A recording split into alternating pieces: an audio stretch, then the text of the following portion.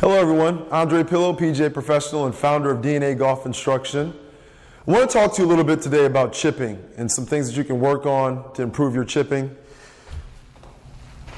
One of those strokes is real similar to a putting stroke, not a lot of motion involved, not a lot of lever system involved, more about the shoulders rocking back and forth. What I like to tell my students to do is to take their stance and set up. Their feet are obviously going to be a little closer together.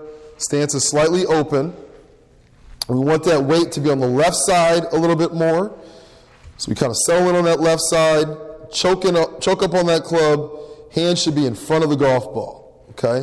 And all we're going to do is just stroke back and through and try to maintain that triangle all the way through the stroke. All right, let's hit one more here.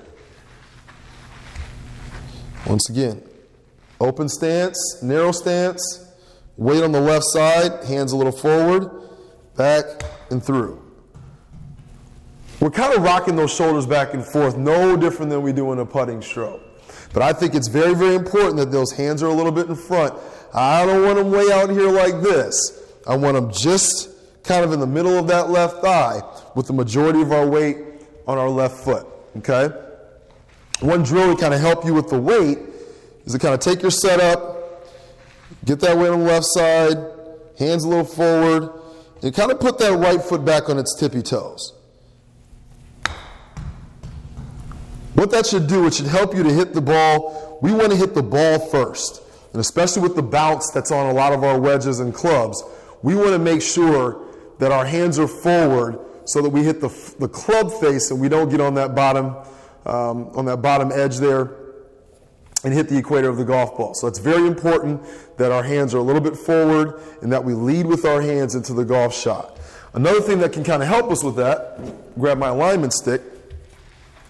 I do this all the time with my students, where I'll have them hold an alignment stick along with their club, and I want them to maintain their hand position and keep them in front of the ball. If we flip our hands, once again, we bring that equator into play, and we're not actually maintaining the triangle back and through the way we want to.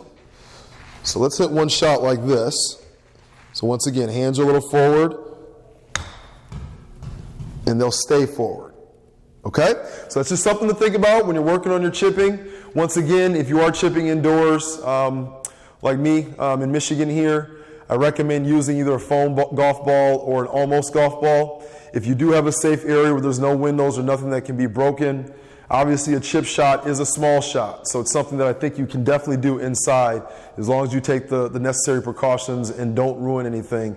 Especially my junior golfers. We don't want to make mom or dad upset by breaking something that costs a lot of money. So make sure you're thinking safety first. And obviously the mechanics, hands forward, narrow stance, open stance, weight a little more forward on those chip shots, maintain the triangle all the way through the stroke, and hopefully that helped.